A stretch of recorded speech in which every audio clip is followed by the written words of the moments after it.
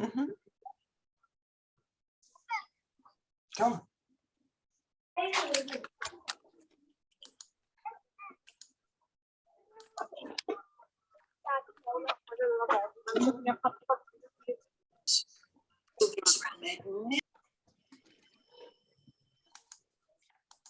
Okay, Marina, can we start?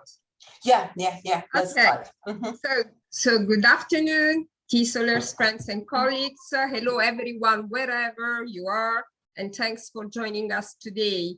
I'm Maria Grazia Maglione, TESOL-Italy President, and I would like to say something about our association, which is a no-profit organization run by teachers and for teachers, founded in 1975 by Mary Finocchiaro and Renzo Titone, along with other foreign language teaching experts and pioneers. It is an affiliate of TESOL International and also an associate of IATEPOL. Our mission is to develop the expertise of those in teaching English to speakers of other languages and to foster professional growth and active participation in language teaching. It's my pleasure and honor today to present, together with Elena Ilienko, TESOL-Ukraine president and founder of TESOL-Ukraine, to whom I give a warm welcome, the joint initiative of TESOL-Italy and TESOL-Ukraine to support Ukrainian ELT community facing the dramatic experience of the war, and at the same time help English language teaching community who are trying to cope with this traumatic situation in their classroom, and who are doing their best to welcome Ukrainian students and teachers in school, universities, educational institutions in Italy, in Europe, and in other countries.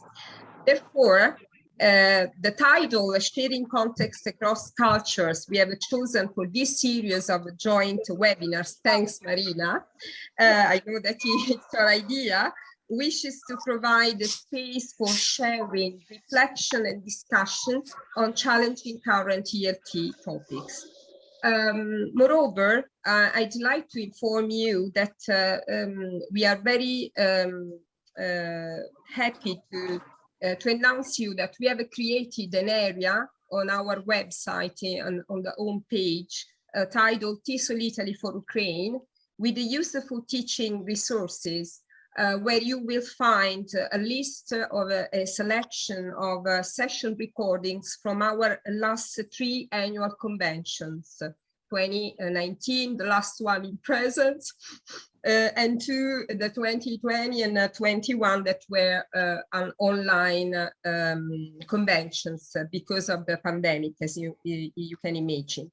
So we hope that you can find them useful, okay? And I think you will appreciate this effort this idea to share materials.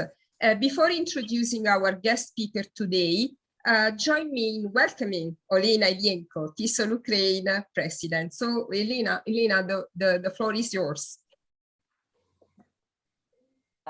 Thank you. Dear members of TESOL-Italy and TESOL-Ukraine, friends, colleagues, my name is Elena Ilienko. I am TESOL-Ukraine president.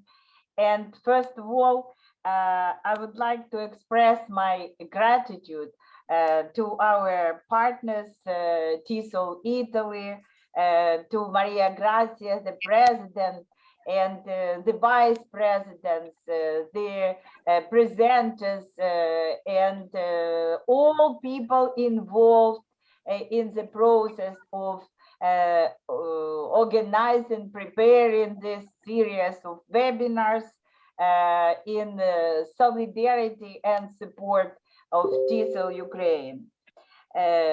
I'm thankful for giving us this opportunity to know each other better, to address you today, to visit your webinars, to use your materials, which Maria Grazia has just mentioned. So it is my great pleasure to speak to you today in these difficult times for my country. And I'm going to introduce our Association of English Language Teachers, TESOL-Ukraine, to speak about our activities in the days of peace and the days of war. And in our presentations of TESOL-Ukraine, we will try to give you a brief description of what is A goat in a boat can float on the water. I A have no goat in a idea. boat can float on the water. A goat in a coat in a boat can float on the water. I really don't know who's like, I can't catch yeah. It's iPhone Yulia, I think. Is Okay, yeah. Yeah. Okay, so Okay. probably her goat is still floating, yeah. But so yes. So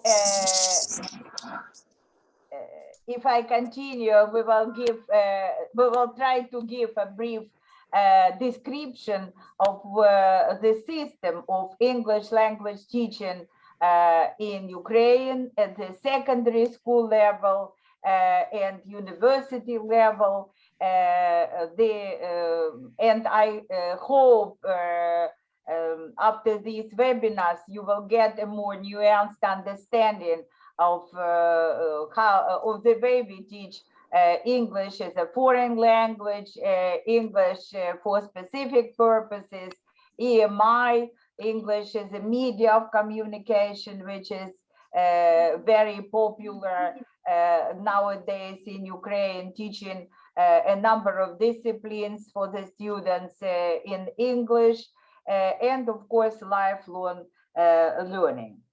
I am going to give you a brief description of our activities, the activities of TESOL-Ukraine Association. Some words about their association.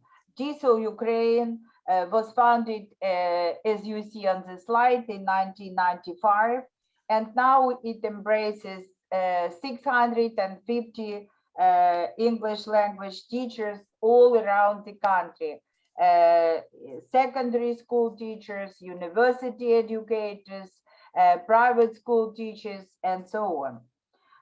The mission of the association is to introduce the international standards in the sphere of teaching and learning English, to promote new ideas, new methods of teaching English, to provide teacher training, and of course, to develop professional networking of English language teachers with our international partners globally. So on the slide, you see our events in the time of peace. Our main events were annual TESOL-Ukraine convention, teacher development institutes, seminars, webinars, trainings, forums for young researchers, and many other interesting events. So on the slide, you can see the list of recent teacher development institutes held by TESOL-Ukraine. And I'd like to note that the training program teaching Generation Z and Alpha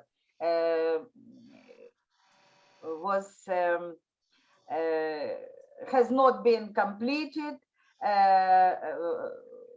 in the year 2000, in February 2002, as the war with Russian aggression started. But we completed it. We managed to complete it a week ago, and we believe that the training, assessment, and learning will also be held soon.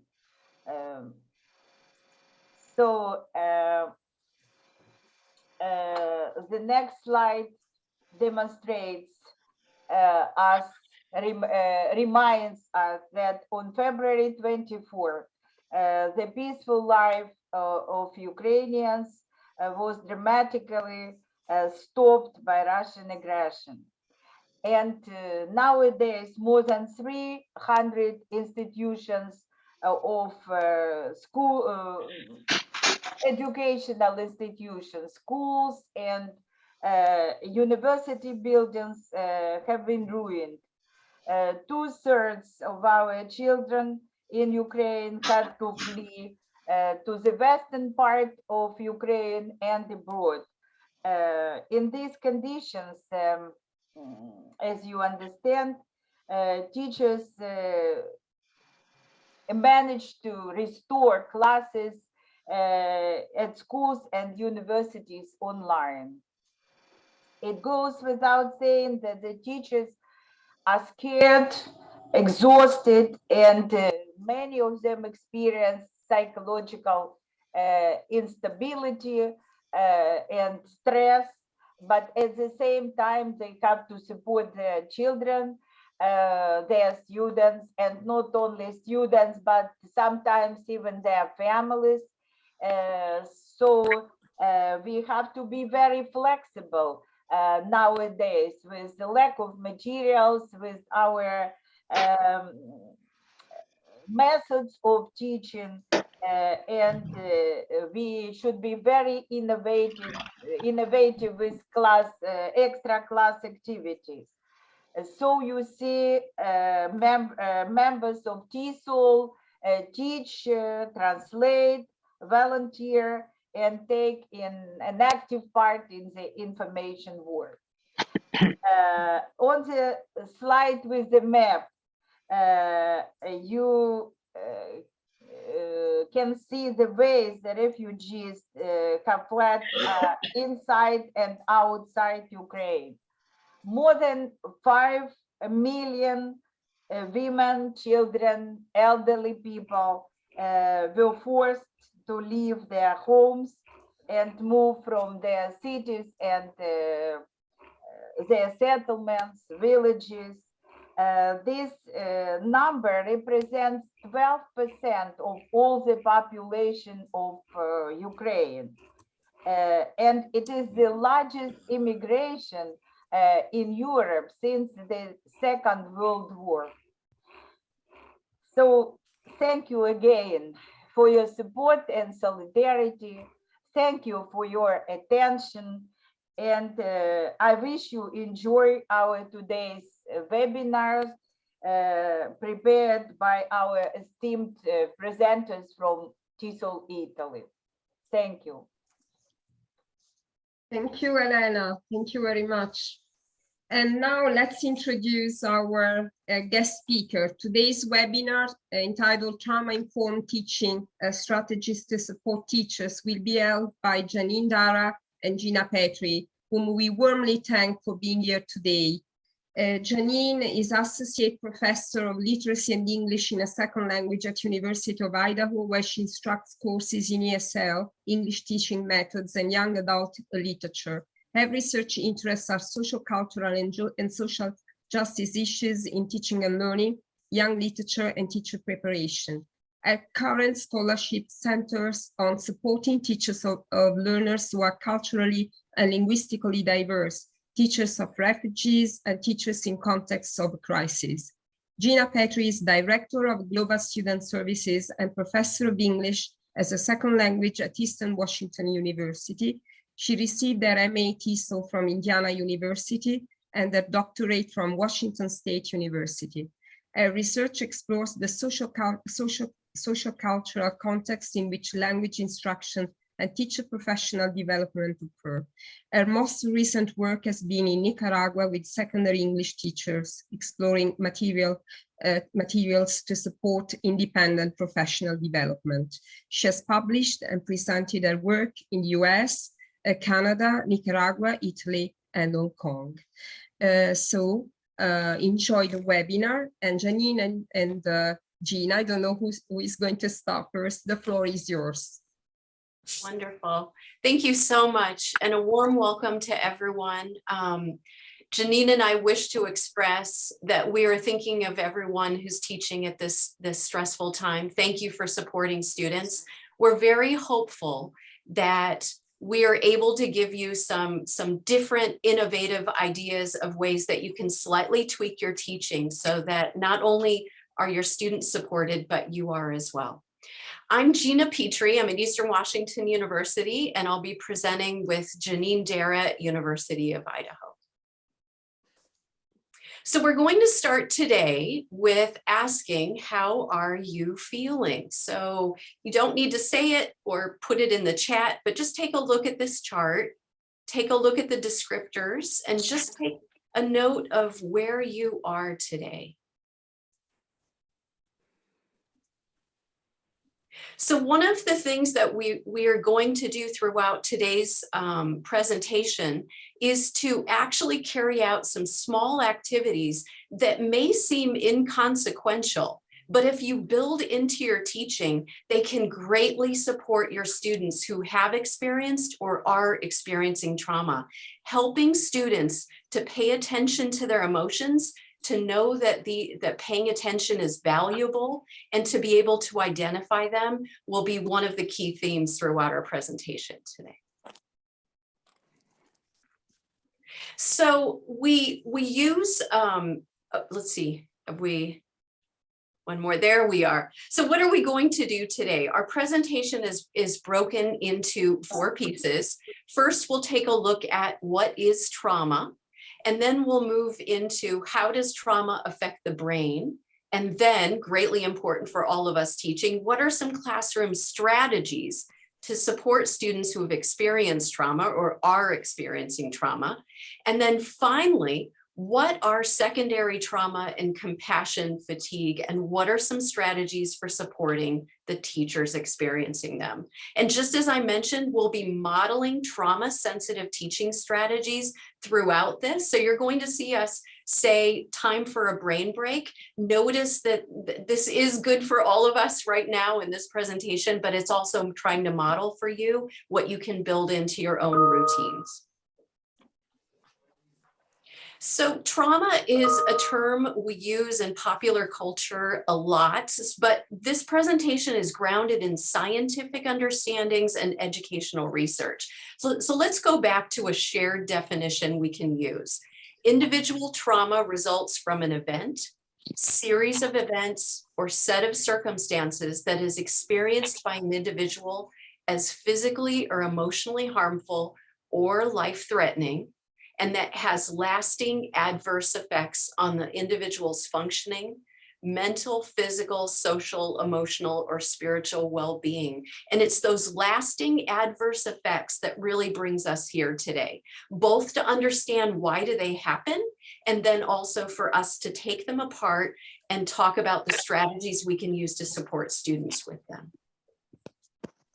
So we're going to start with just a little bit on how trauma affects the brain. Since we're teachers, we care about learning, and science shows us that stress and trauma can impact learning. So this is just a visual of our brain.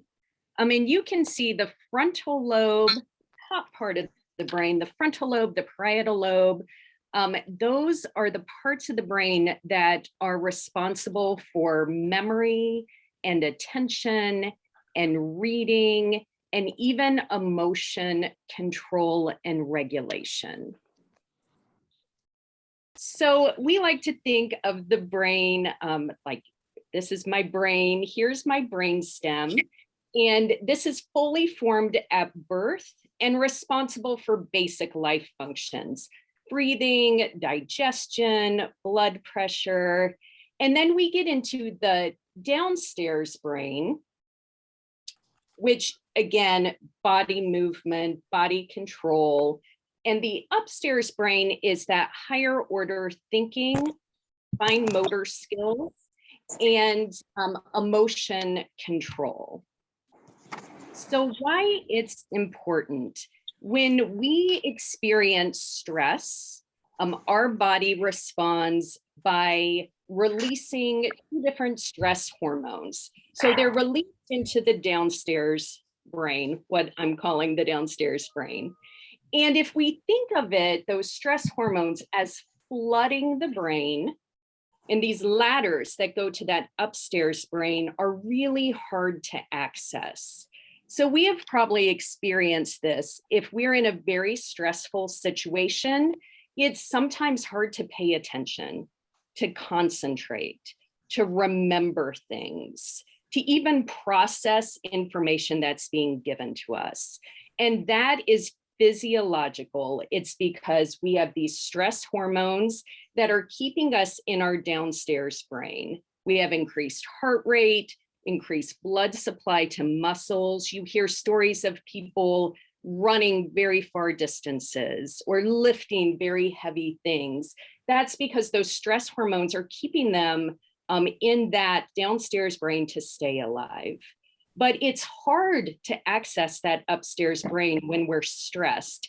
And it's even harder when we're stressed for a very long amount of time. Day after day of stress can impact our brain.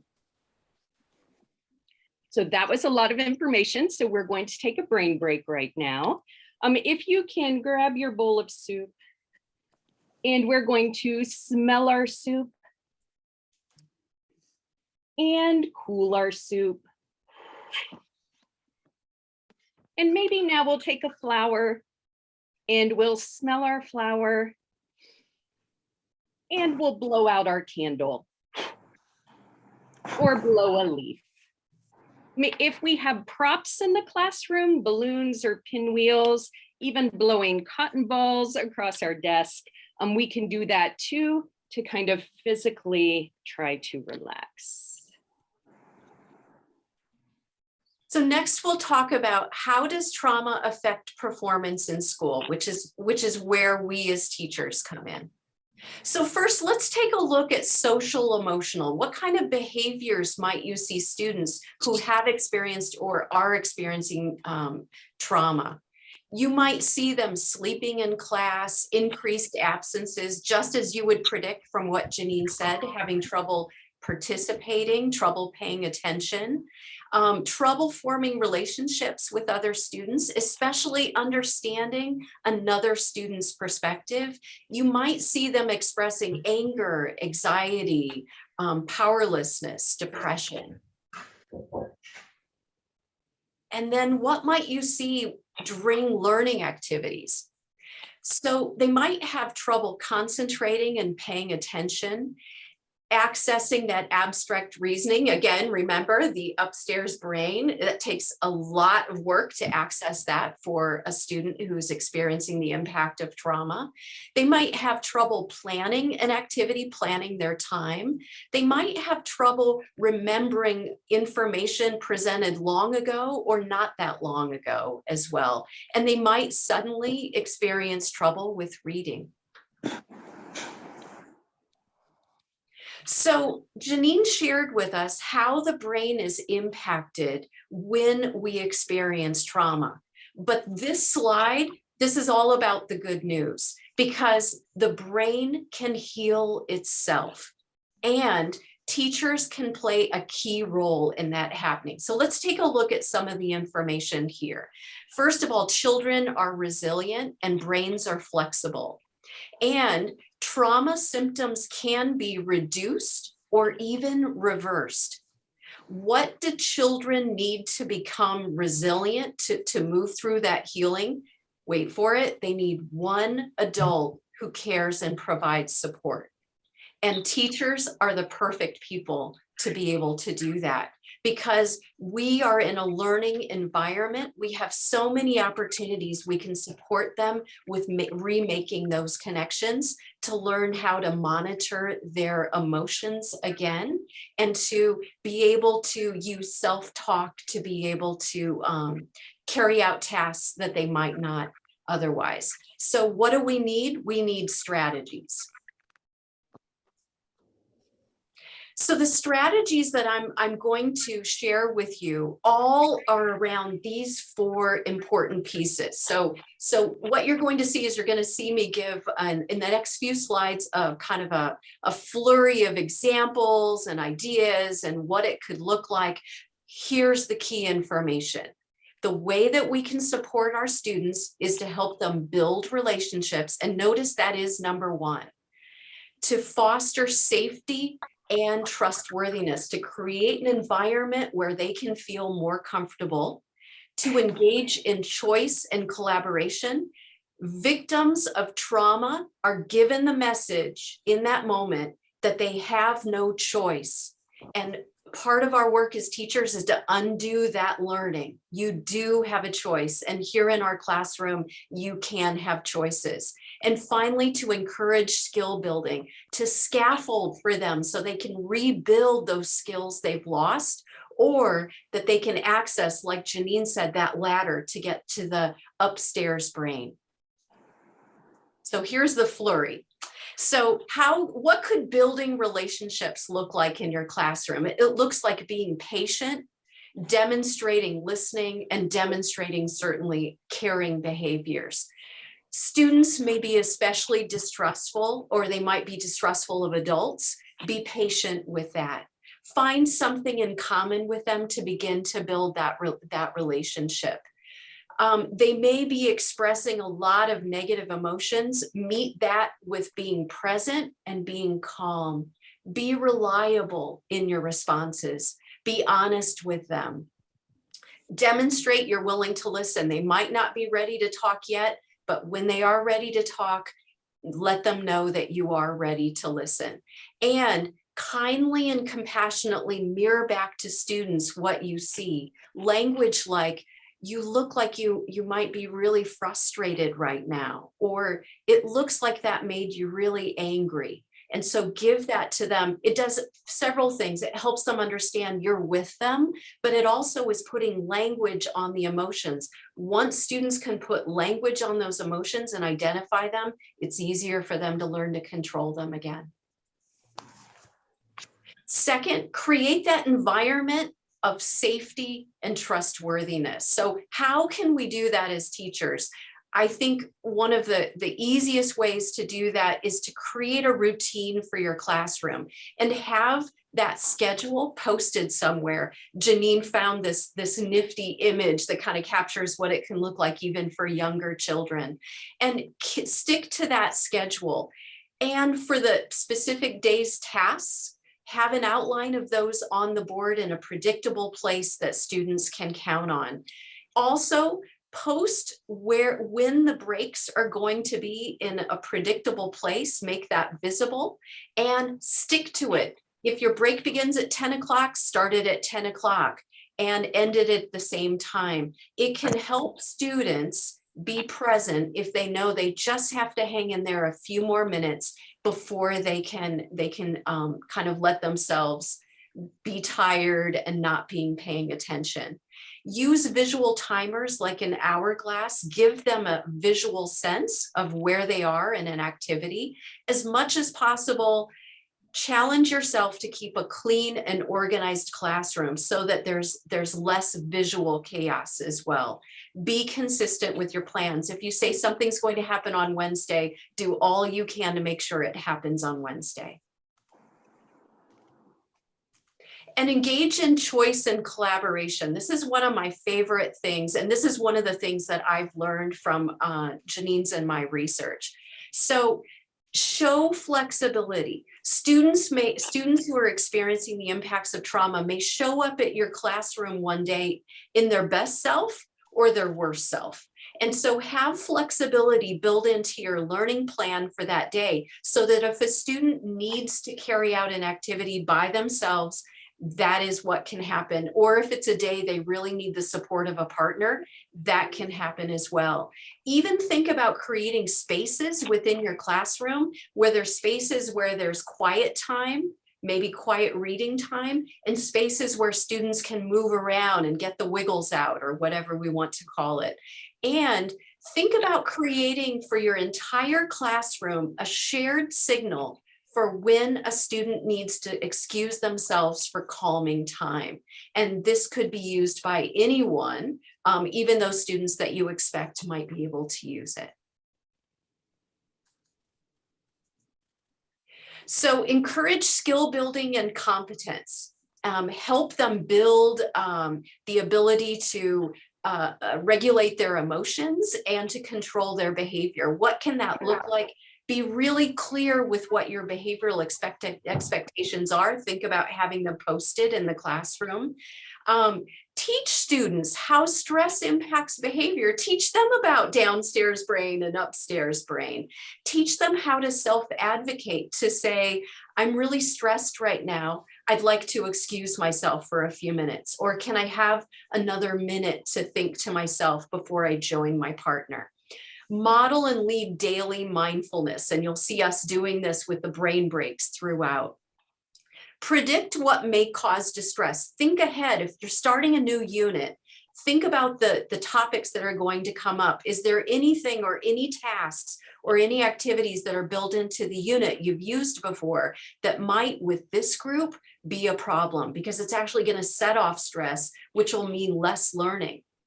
And acknowledge and praise students. Identify when they do take those steps forward, and ask students how they feel. A lot of teachers start out the day with an emotion chart, and having students either name it or just identify to themselves how they feel.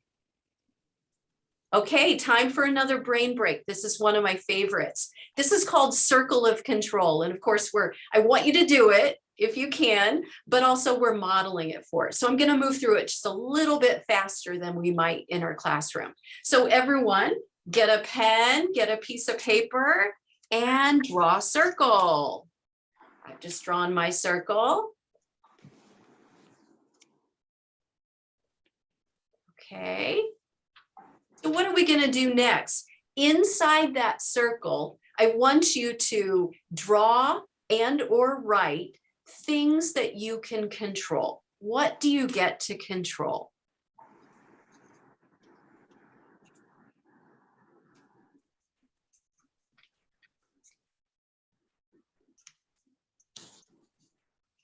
Okay, now I want you to, outside of the circle, I want you to write or draw one or two things you don't get to control today.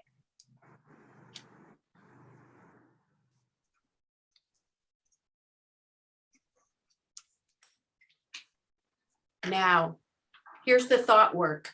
Pretend you're taking those things outside of the circle and putting them inside a suitcase and closing it up.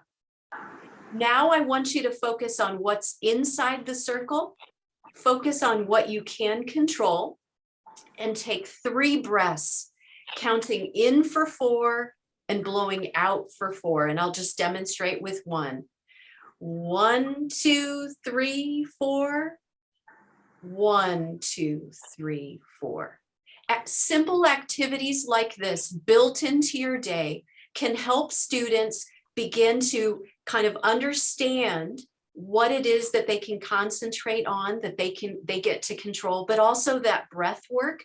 Breathing changes stress. Breathing changes stress. So I wanted to spend just a few minutes on some specific teaching strategies that can help us create those new neural pathways to access the upstairs brain. And I am certain that all of you are already doing these because you're wonderful teachers, but it's always a good reminder. So because we often have trouble with memory, repetition becomes really important. Repeat, repeat, repeat, review. Give information and instructions in multiple modalities. So I'm going to show the instructions in writing, I'm going to say the instructions out loud, and I may even have the students repeat those instructions as well. Use concrete examples and visuals like graphic organizers and flashcards and images and KWL charts. Again, trying to build those new ladders to access the upstairs brain. I'm giving step-by-step instructions because memory and attention can be a problem. We want to try to break instruction into small, manageable chunks, model it, provide long-term and short-term goals into even one specific lesson. Gina had already mentioned using visuals, authentic materials to show, again, that relationship building. We care about what the students care about. And then the ones that I think are probably most important, focus on the present. If you are experiencing trauma or have experienced trauma, it may be really difficult to think about what's happened in the past, and it may be impossible to even think about the future. What we're focused on is right here, right now, today, in my classroom, what I can control. So we want to focus on the present, focus on hope, provide opportunities for expression through the arts, writing, music, dance, physical activity, and then using caution, of course, when requiring assignments connected to families.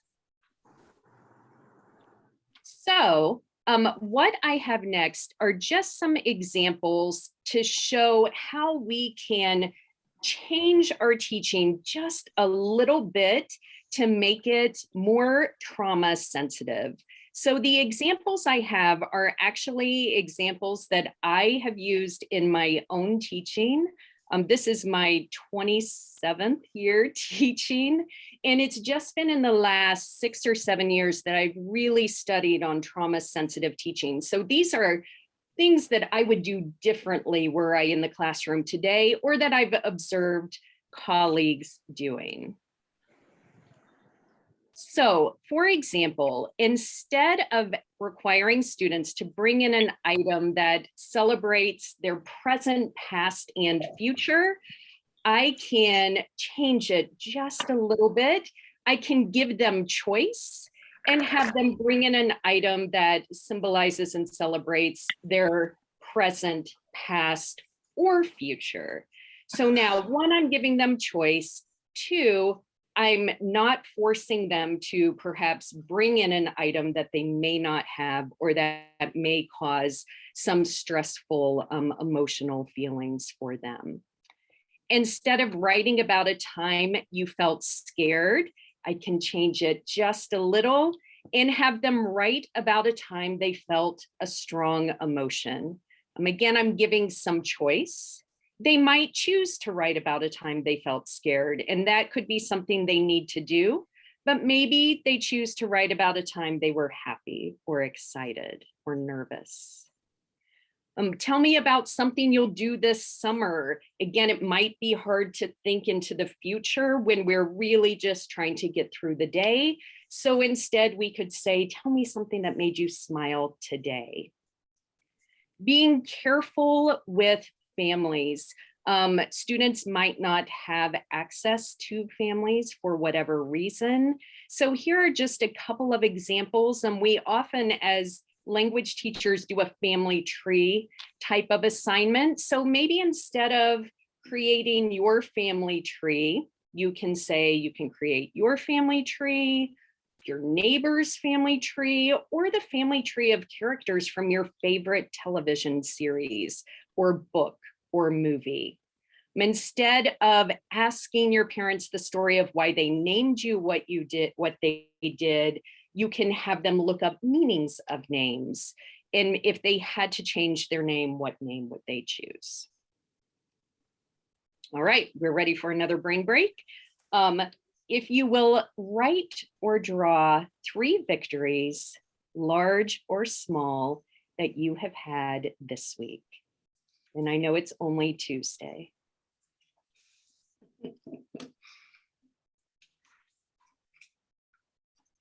And then we're going to look at our victories and put our right hand on our left shoulder and our left hand on our right shoulder and give ourselves a hug.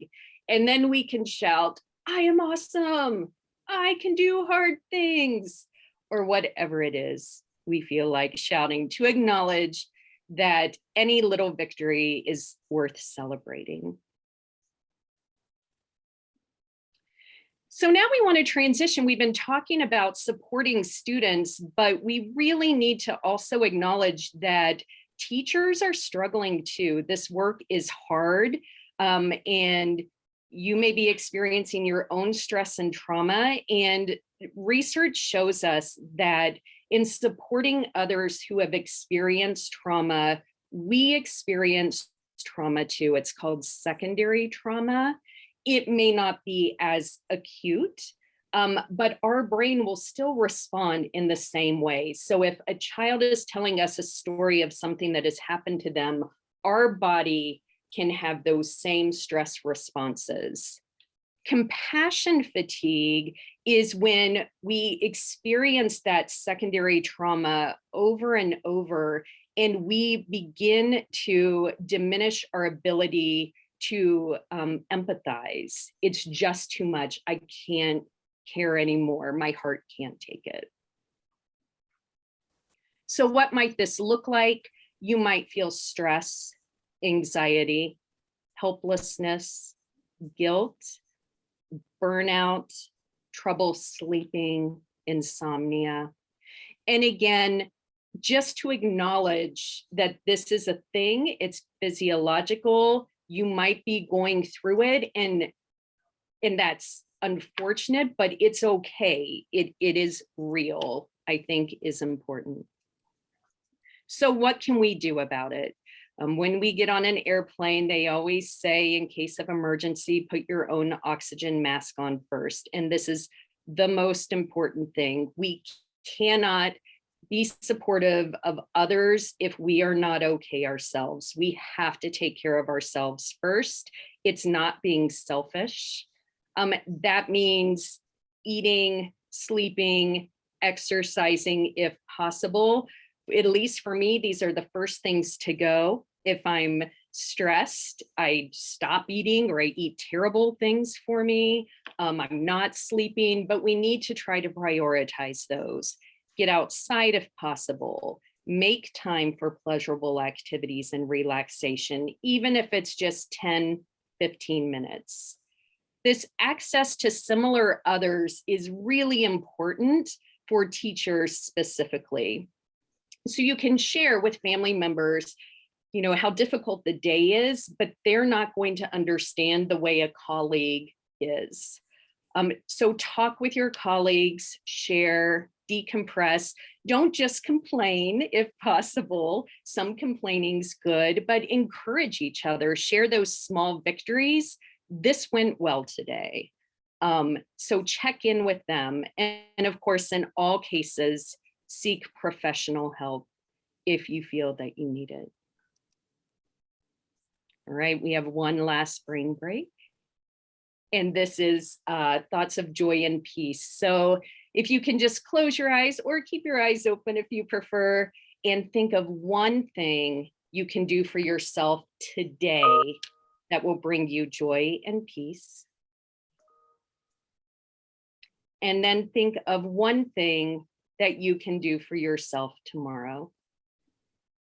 And try to commit to doing that, because you deserve joy and peace, and you're working hard, and you need to take that moment for yourself. So Janine and I are so thankful to you for spending time with us today. On this slide, you can see our email addresses.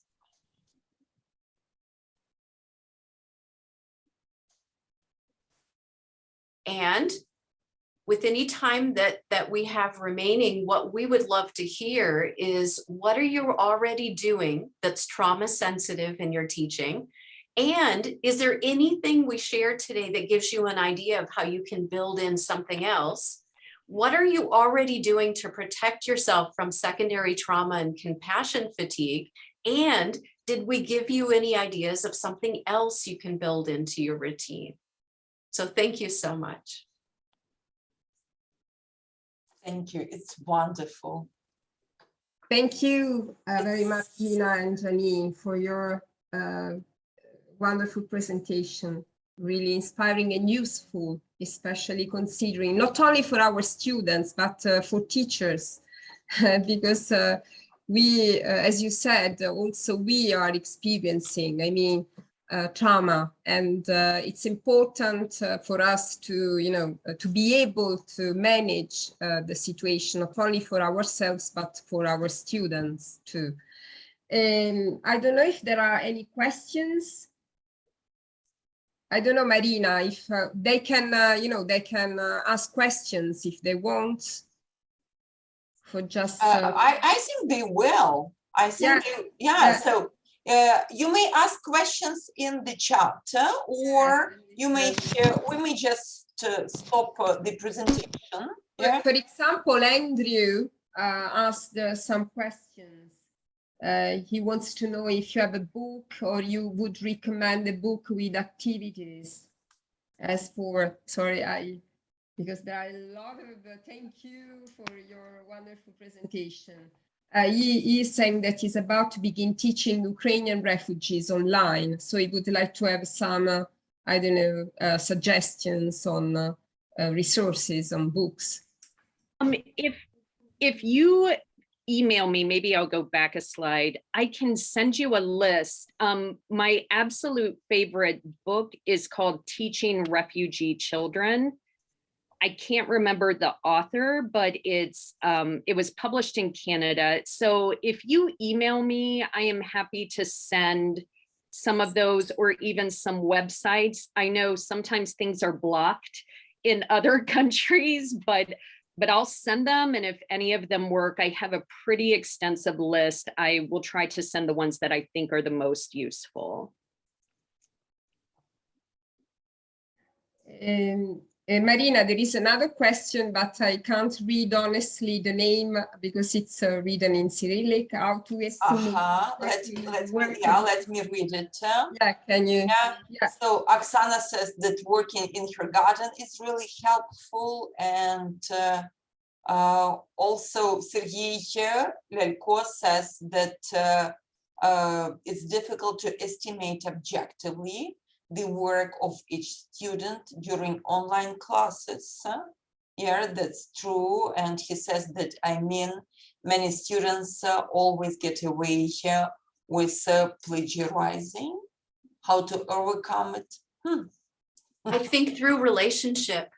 I think the onus of this is on us as teachers to get to know each student and what their work is, the flavor of their work, the quality of their work, what kinds of things they say, they don't say. And I think it's not an instant answer to plagiarism, but what it does is it helps students. It helps you to understand when students might misstep so that you can tell. But I think it also shows students that you are invested in their moving forward in the learning tasks. And again, that's all about relationship and knowing each other, and students knowing that you care enough about their actual work. You don't want to see anyone else's work. You just want to see theirs. So that's my answer. I've taught a lot online. I also like, and again, I don't know what resources and technologies you have, but we have with a Google Doc, you can see them writing right in real time. And you can also see revisions that have been made. So because I often work with people in very stressful situations, I don't assign a lot of work outside of class. If I have them together and I can see what they're doing right then and there, that can help a little with plagiarism. I love these book suggestions that were given as well. Megan, thank you. Thank you. Irina Zuinok has a question. Irina, please. Just a moment. Thank you so much for sharing I have written very valuable pieces of advice. For me, it was a discovery because I noticed that I need to repeat the instructions in various ways ways, using videos, typing in Ukrainian, in English, then sending to the Moodle, writing there again. And I thought that something wrong with my students. But today I realized that it is typical practice for people who are in stress and experiencing trauma, especially of the war. My question was, I liked very much some of the activities shared by you, but we are working mostly online. Maybe you can say how can we, because I like about movement in the classroom. Maybe you have some ideas, what can we do to make our students maybe to move in front of their computers and a little bit to maybe to switch on from this maybe from the task, or give them some tasks that will need their movements. Maybe you have something in your bank of ideas. This is the first question, and I was right now started to type in the second question. How do you think whether the background music, which is relaxing, can help our students while working online? Janine, sorry, can you close the presentation so that we can see people? Thank you. Okay. Sorry for my interruption. So I have a couple of questions, as you see. How can we organize movements of our students being in front of the computer? Because you mentioned some of them, but it's impossible. But I think it will help. And maybe you have something in your bank of ideas. And the second question is about, while listening to you, I caught myself that how do you think whether the background music, some kind of relaxing or meditation used as background during classes can help them or not? Yes. Just two I questions. think, yeah, I think definitely music. It sounds like Janine feels the same. Yeah, as long as it's calming background. Yeah, you have And what I mean. I think inviting your students to share music that they love is another way to build relationships, to honor what's important to them, if you can find that music. And then I also, with the time, say, you know, this is Gina's very special song. It's 2 minutes and 54 seconds. So if someone, if it's a song that triggers something emotional for someone else, they know how long it is. If you're online, though, they can always mute. With regards to music or to movement, I often have students get something. So find something in your space that's blue and come back and show it or write it in the chat. So now we have to move. Find something in your kitchen to share. And now we're moving and we're coming back. I also do some stretches and dancing. Often mine don't show their videos, so I'm probably doing it by myself, but I'm trying anyway. Gina, did you have any other? Well, I was just going to say, Janine, you're pretty motivated. I'm sure they're doing it even if their cameras are off. So what I've used with students is that I've used a lot of these just sitting brain breaks, right? And a lot of them are breath. Like we did the candle, the bowl of soup. One of the things you might have noticed is that Janine or I think it was Janine, did a brain break where you were crossing your arms. Janine found this in the research that when you are crossing different parts of your body, Janine, can you explain how that helps with stress? Yeah, some research shows that if you're fixated on something, if you can't stop thinking about something, that physically crossing the plane can reset your brain. So there's some fun little activities where, like, take your right hand and tap it up and down, and then take your left hand and move it side to side. Can you do that at the same time? I cannot. Can you do one faster than the other? Can you touch your fingertips with your pointer finger and your pinky finger, so that crossing the plane can sort of reset the brain for learning. So I'll even do like stand up, cross your legs, like bend down, stretch, cross your arms, shake it out. So I think movement, especially if we're sitting in front of the computer, I tend to do this. So I need to shake it out too. Yeah, so we use lots of movement even with our online students. And I see Sherry has a great example of movement here in the chat as well. And Anna has a good one with finding an object. Mhm.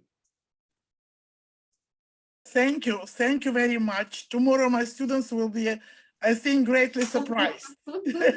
Blowing out their soup. I will break the main rule. They won't be routine tomorrow. They will be doing different exercises.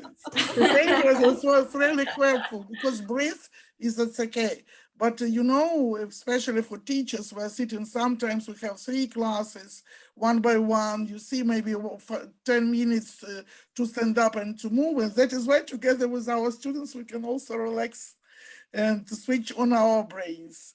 But it's very interesting that today one of the ladies in my classes, I do not know what I have done, but she has switched on her higher order thinking by the end of the semester. I do not know what I was doing, but you help, maybe I will analyze. If you send the presentation, we need to reread and we need to think it about, because it is very difficult, so many valuable pieces of advices, and to remember everything. We need repetition. We're in Ukraine.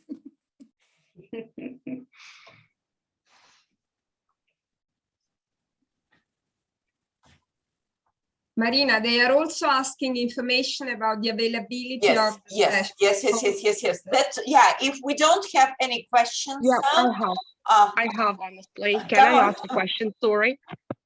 So in my class, I have a student who has trauma. During the class, he doesn't want to talk about the topic of the conversation. He is usually mute. He is very shy and he tries to be isolated. When he starts talking, he wants to share the awful experience he had. What shall I do as a teacher? Shall I allow him to speak and to share the experience, or not to allow the students to have the second trauma? Thank you. I just want to tell that I adore the presentation and what you have said. I'd like to have the audio to listen it once again and once again to have some notes. Thank you for it. Thank you. Janine, do you want to go first? Sure. Thank you for that question. And I know that's so difficult. I think perhaps asking the child if they're willing to draw a picture of it or to write about it first, instead of spending class time sharing. And then perhaps if they're willing to share with you or talk to you about it, if you have a few minutes, to give that space and that opportunity for outlet. I don't know what age you're talking about, but I think there would need to be a bit of caution in spending a lot of class time sharing emotional and traumatic experiences. But we can say, today we're working on verbs. If you want to write down some verbs that are connected to this experience, I would love to see those, or something similar to that. Gina, your thoughts?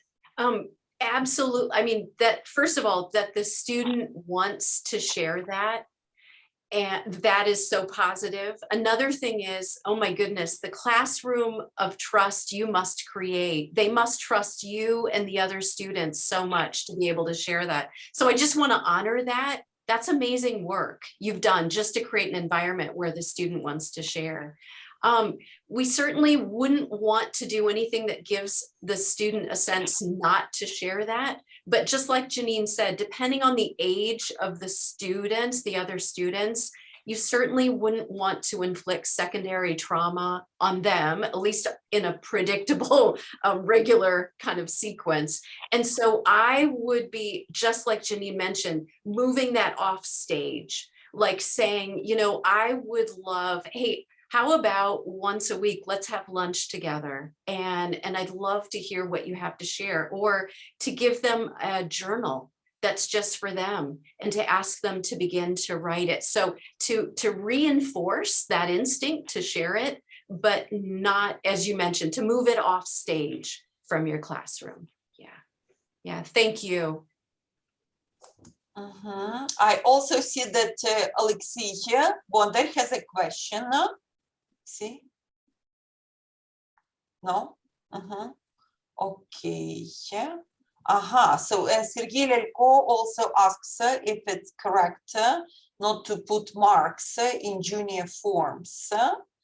Like he means not to assess younger learners. And yeah, so this is a big question in Ukraine, because in New Ukrainian school, we don't assess young learners, like we don't put them marks and grades, and this is a very debatable question in Ukraine. So maybe this here. Okay, so any more questions?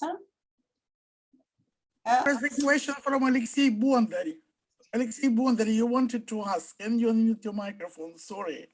I'm very sorry. I had a problem with internet connection. Thank you for your presentation. I can't turn on the video because we have very low signal on internet now.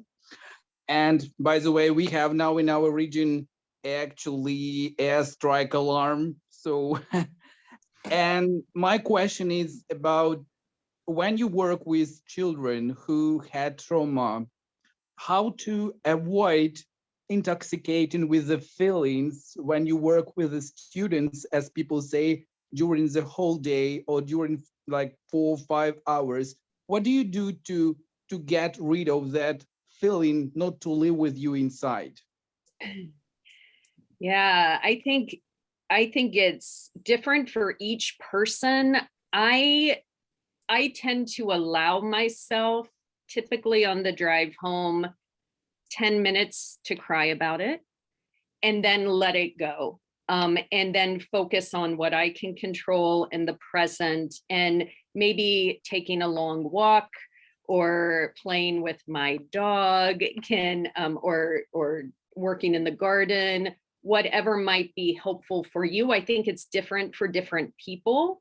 But I think it's important to acknowledge, like, this is difficult and heartbreaking and devastating. And then we have to try to put it away and put it in that suitcase so we can rest and be ready for the next day when we do the hard work again. Gina, do you have? For me, it's similar others that really makes a difference. I'm a very, I like to interact with people. I like to talk. I like to be with my colleagues. So what really helps me process and bring it down and then start to let it go is to talk to someone like Janine. So a student came in and here's what they shared, and I'm just a ball of worry and fear and anger about what happened to them. And just by talking that through with someone who has a way of understanding, that's how I begin to let it go. Thank you very much for your answer. Yeah, and good luck to you. Thank you. And we also have a question from Julia. I think you're muted. Oh, wait a second. Do you hear me now? Yes. Hello to everybody. At first, I'd like to say thank you very much for the organizers and for the presenters. The information is really very useful for us. And my question is a little bit different. My question is about the behavior of the students during the online lessons of the war in Ukraine. And we have students from our part of the country, from our classes, especially with some maybe traumas. And also we have students from in other parts of the country that came to us because they escaped from the war. As for me, a very big problem is that during our online Zoom lessons, students don't switch on cameras, and we don't have rights to demand from students to switch on cameras and their cameras. And this way, I don't see their emotions. I can't realize what do they feel.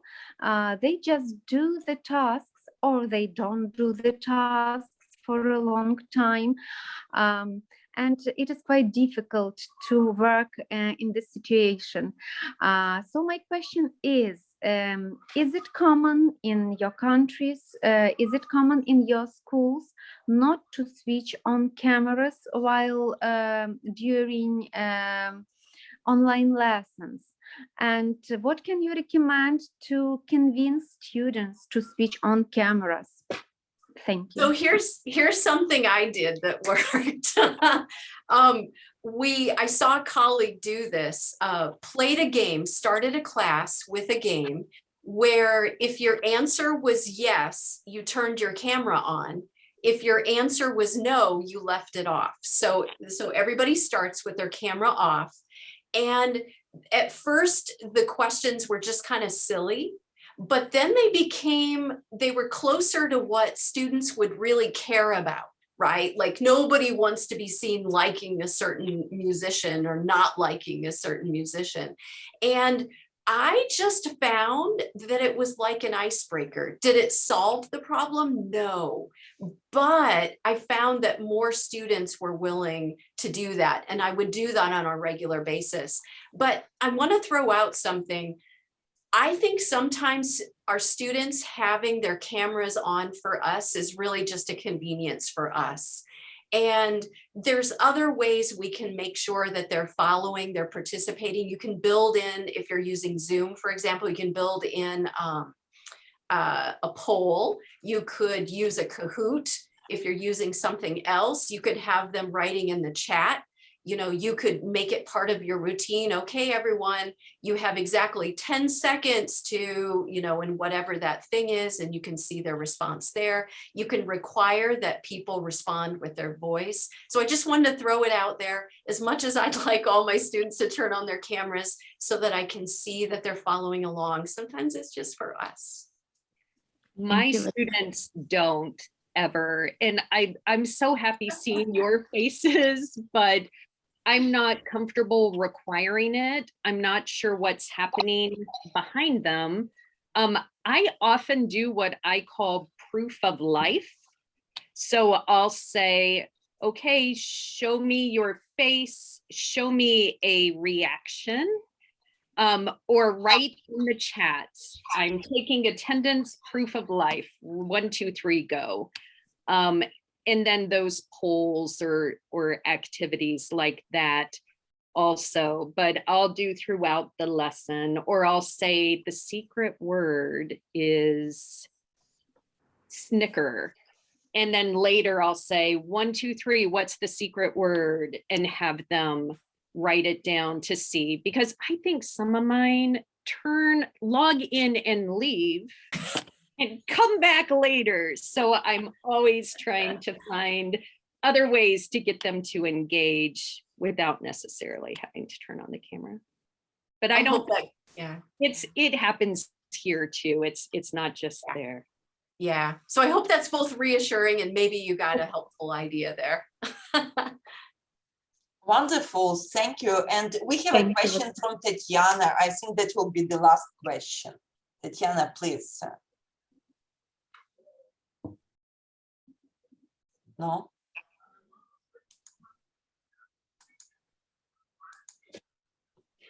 I don't know, she raised her hand, maybe like she didn't mean it, yeah? So, okay, so then some important announcements. Today here, our session was a bit longer than we planned, and it's, I think, just because the presentation was so important and so timely. Thank you so much for everything you did. It was very important. And I'm sure that many teachers feel much better about what we experience and how we behave with our students. So some important announcements now. Like on Tuesday here at the same time, we'll have a session with a Ukrainian speaker. And Ukrainian speaker is Oksana Chuhai. Oksana is here. Oksanachka, you can see Oksana now. Yeah. So, yeah.